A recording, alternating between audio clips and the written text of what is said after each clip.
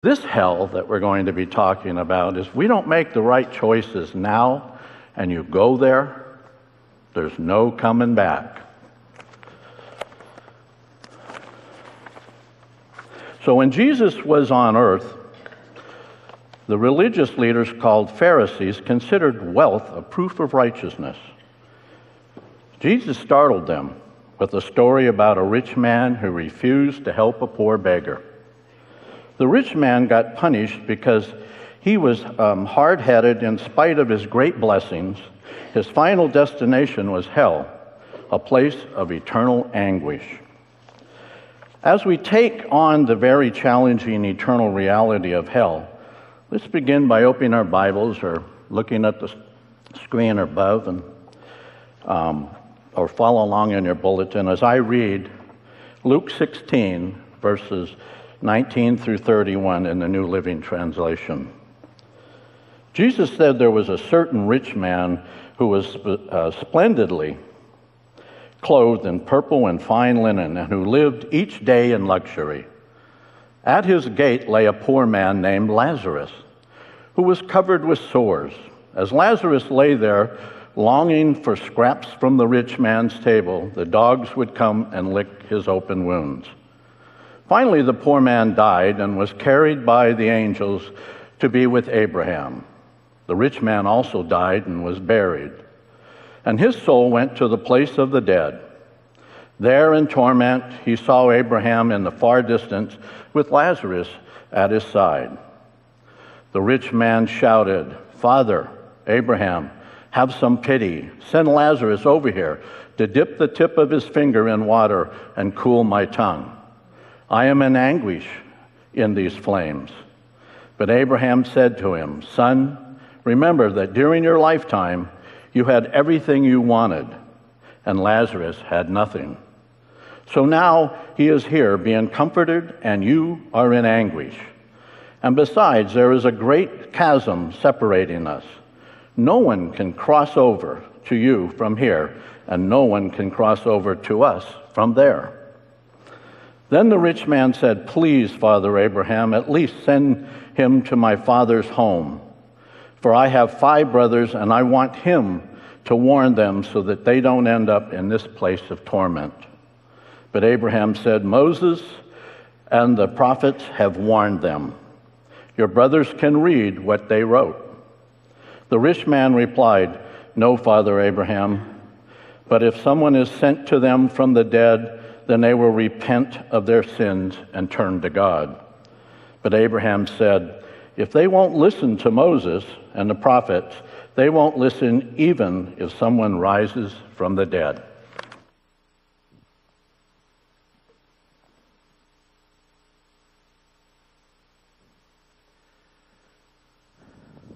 Last week we talked about near-death experiences. Not everyone who has a near-death experience has a heavenly experience. Here is a hellish experience that is detailed by a psychologist, Phyllis Montrose. He writes, "Soon I had a feeling that life was ebbing for me. I felt powerful sensations of dread. I had been looking up into a big glass cupola over the operating room. This cupola now began to change. Suddenly it turned into a glowing red object. I saw twisted faces grimacing as they stared down at me. I tried to struggle upright and defend myself against these ghosts who were moving closer and closer to me. Then it seemed as if the glass cupola had turned into a transparent dome that was slowly shrinking down over me. A fiery rain was now falling, but though the drops were enormous, none of them touched me. They spattered down around me, and out of them grew menacing tongues of flames that licked at me. I could no longer shut out the frightful truth. Beyond The faces dominating this fiery world were faces of the damned. And I had a feeling of despair. The sensation of horror was so great, it choked me. Not everybody who has a near-death experience has a heavenly one. There are many accounts of hellish near-death experiences. Hell, it's a reality. How would you define that reality? Gary Habermas is a theological seminary professor. He defines hell this way. He said, hell, like heaven, is a non-spatial reality. It is an experience that is eternal. It is an experience where you will be conscious. It is an experience where you will be completely removed from God. Therefore, it is a hellish experience. A conscious feeling of sorrow and shame and loss. That is really how the Scriptures define hell. The key passage in our Scripture passage today is verses 23 and 24. The rich man also dies, and he was buried, and his soul went to the place of the dead. The two key words that the Bible uses to define what hell is like is, well, the word Hades or Gehenna. And this is a reference to the dump that was outside of town. We understand that you put a dump outside of town, and if you went to a dump in biblical days, what you experienced was flames and an awful odor. And Jesus is using that imagery of this dump, this Gehenna, this place that has a deadly odor and is always constantly filled with smoke and flames. Now that's what hell's going to be like. It is a place of torment. The rich man shouted, "I am in anguish in these flames." Wow. What is the reality of eternal realities? 4 things you got to write these down. I'll come back to these in a couple of weeks. But write these down. I think they're the basis of eternal realities. Number 1, God made you to love you. God made you to love you. Number 2, when He made you eternal. And we talked about dualism last week. That there is a part of us that is spiritual, soulful, that is not physical. And that is the part of us that lives for eternity. God made us to love us. He made us to live eternally. He has set out 2 destinations for us. Notice in the parable of the sheep and the goats, there are just sheep and goats. There are no llamas mentioned. The 2 destinations are heaven and hell. The 4th reality is that which of those eternal destinations we arrive at is determined in this life. It's determined in this life. So what is hell really going to be like? What does the Bible say? What is hell? Number 1, it is an emotional separation from God. It's an emotional anguish. Jesus says, who can destroy both the soul and the body in hell? Our soul and our body, the idea that there is an emotional part of who we are, as we talked about last week, that emotional, spiritual part of us. It lasts for all eternity, and there is an emotional experience, a hellish emotional experience of anguish. It is a sense, or the lack of, a sense of self-worth. We have a sense of self-worth. We understand that we are created in the image of God. And in hell, that self-worth is taken away from us. Who can destroy both soul and body? Our self-worth is really tied to our emotional state, our psychological state, our thinking. And so it's not just a body experience, it's also an emotional experience. And here we could put this point under any of the four that I'll mention this morning, and there's no second chances. Our eternal destination is determined in this life. In a week or two, I'll talk about final judgment. It's too late once you get to final judgment. It is in this life that our eternal destination is determined. And there will not be any second chances. Notice what Jesus says. But many Israelites, those from whom the kingdom was prepared, will be thrown into outer darkness where there will be weeping and gnashing of teeth. The Israelites knew better.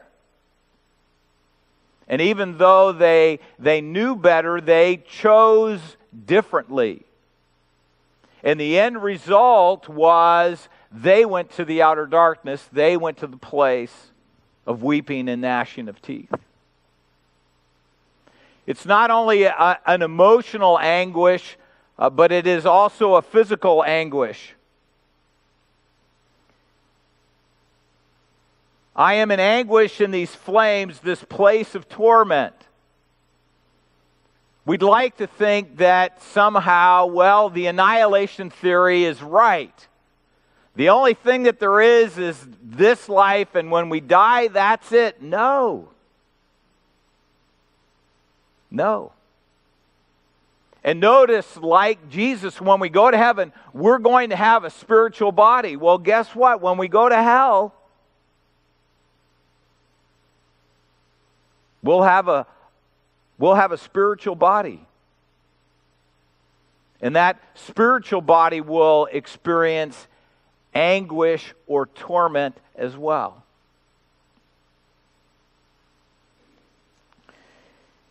It's also a relational anguish. That's the image of being thrown into outer darkness.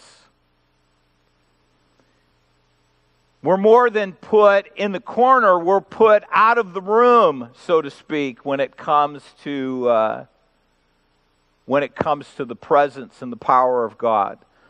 And I know I've heard the same thing that you've heard from people. Oh, I don't mind going to hell. That's where all my friends are going to be.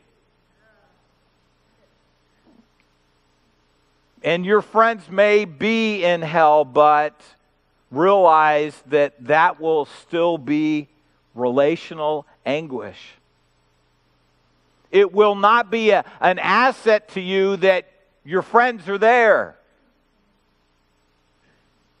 because it is a place of anguish and torment, weeping, gnashing of teeth. It's also a physical anguish, spiritual anguish, Romans 1:18, but God showed His anger from heaven against all sin and wicked people. Now, Paul's making a very strong statement here in Romans. He is talking about the balance of the love and the justice of God, and I'll talk more about the justice of God in coming weeks. But what Paul is really saying here is that it's just that the wicked are punished. And when Jesus came to this planet, died on the cross, He defeated evil. He put evil in its place. We still experience some evil just as we experience some good. And just as we can experience a place of total goodness, beauty, and truth, we can imagine that there is a realm of reality where there is no goodness, beauty, and truth. A place of spiritual void. A place where the hand of God is completely taken away. The presence and the glory of God does not shine, is not experienced. And then finally, hell is eternal. It's forever. They will be punished with eternal destruction. 2 Thessalonians 1:9. Forever separated from the Lord and from His glorious power. It's forever. And yes, it's God's economy, it's not our economy. We often want to create our own rules, and when it comes to heaven and hell, God's the one that makes the rules. He's the one that determines, because there's only heaven and hell. There's no purgatory. There's no nirvana. There's no reincarnation. There's only resurrection. There's only the lack of resurrection. The Bible clearly states that we are body, mind, and soul. In body, mind, and soul, we will have a hellish experience in hell. It will be an experience of anguish because it is a place of anguish, and yes, it lasts for all eternity. Now, who will go to hell? Who goes to hell? I think there's three foundational truths to look at. Number one is that we have a bent towards sin, but God doesn't force us to sin. Romans 3:23, for all have sinned and fall short of God's glorious ideal. Now, we all know that. We all know that we're imperfect. We all know that we have this sinful potential inside of us, right? We're all, on a given day, just the wrong circumstances, our worst self comes out. Where did that worst self reside? See, it resides in a soul that, well, it has a sinful nature, a sinful bent.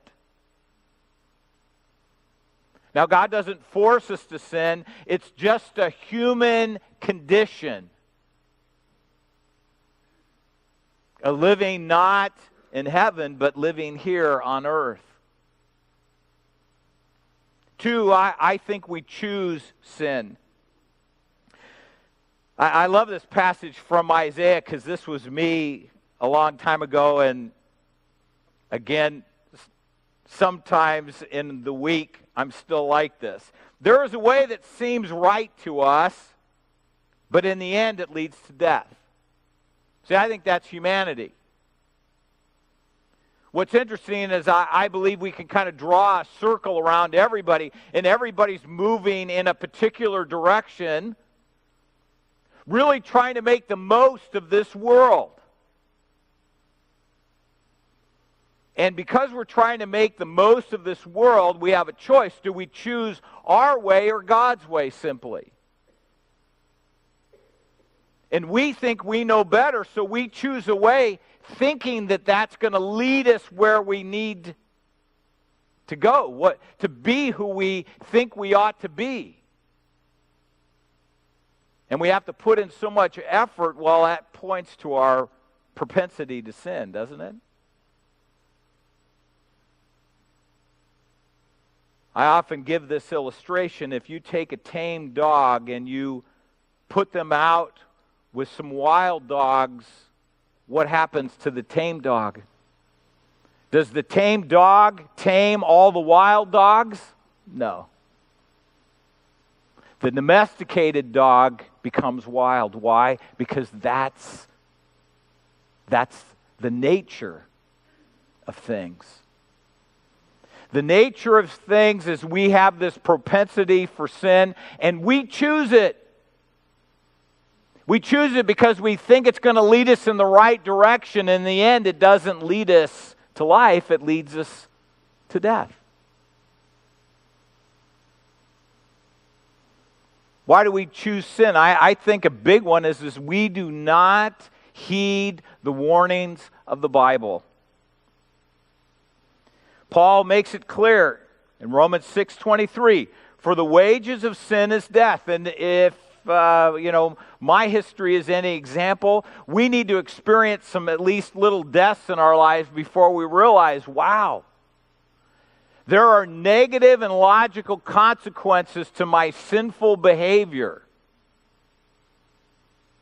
And yes, there are natural and logical positive results in my godly behavior. And we have a choice. We can either listen to the warning of the Bible that the wages of sin is death, or we can think we know better. And when we knowingly set aside the truth and reality of God's Word in our life, we shouldn't be surprised by the results. And in that moment, we're clearly choosing not to follow God, not to heed His warning. We all know that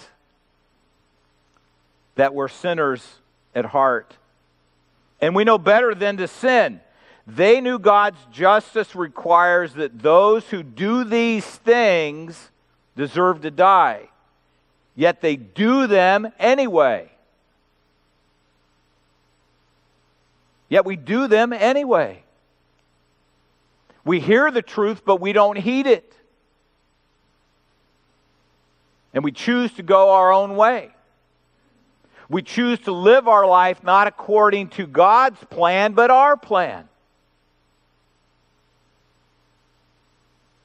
And it becomes somewhat of a surprising reality that no, we're not in charge when it comes to eternal realities. No, God's in charge. We have this bent towards sin, and we choose sin. We choose sin. Now the fact is that no one has an excuse. Listen again to what Paul says. Through everything God made, through creation, they can clearly see His invisible qualities, His eternal power and divine nature. Yes, they knew God, but they wouldn't worship Him. What's interesting, as sociologists and anthropologists have gone to unreached people groups, as they've arrived to this unreached people group in terms of civilization, they've discovered two very important things. Two things that unite us together as human beings on this planet. Number one, everybody has a sense of God in creation. When they went to these people groups, they had an understanding that there was a God, the Creator. Universal. Number two, they all had a moral code. Where did that moral code come from? Where did that sense of God come from? Well, God has placed that within us when we were created in His image. We have a sense of God, and we have a choice to worship Him or not. And people still have a sense of God. And yes, they're still choosing on whether they're going to worship God or not. And our natural bent is to not acknowledge God, not to worship God, not to follow God's commands and instructions and directions in our life because we think we're God.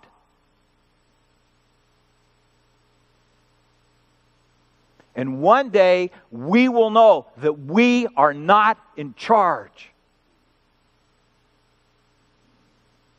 And my job is to make sure you understand that before it's too late.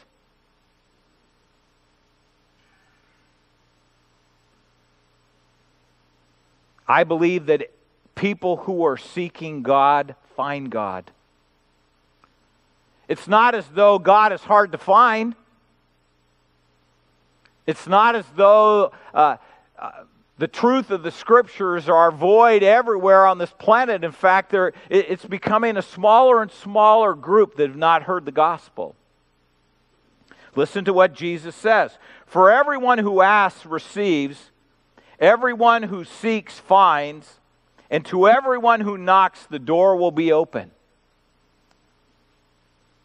And you know it just as I know it. The reason people aren't finding God is because they're not looking for Him.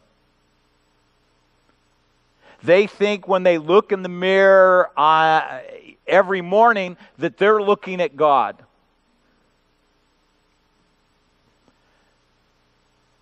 That they're seeing the face of the person who's in charge. And that person cares about today, not tomorrow. That person cares about the here and now, not eternal realities. I think it's a lot to gamble personally. It's a lot to gamble that, well, maybe we're right. In fact, it's interesting as I talk to people, very few are convicted that they are absolutely right. And the reason why that is, well, a foundation of sand and not a rock is because it's based on temporal human ego and not upon an eternal, truthful God. Good Friday and Easter Sunday are all about eternity. If we think about it, if hell was not a reality, then why did Jesus die on the cross? He died on the cross because somebody has to pay. And Jesus said, instead of making them pay, I'll pay. Instead of me paying, Jesus pays for me.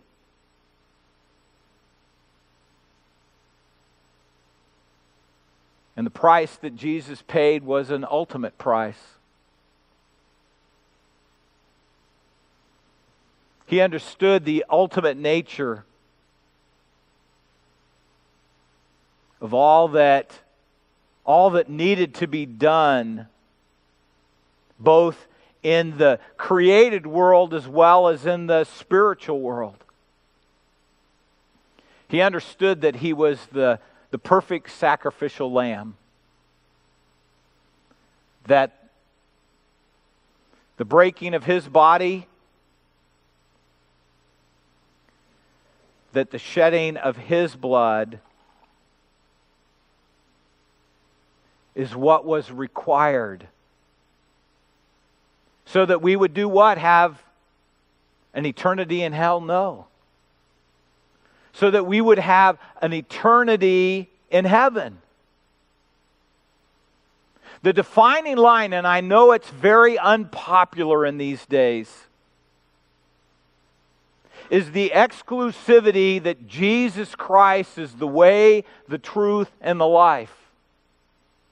The reality that no one comes unto the Father except by Him. You know, was he a lunatic? Was he a liar? Or was he the Lord? Which we choose, how we answer that question, well, I can tell you it makes a difference.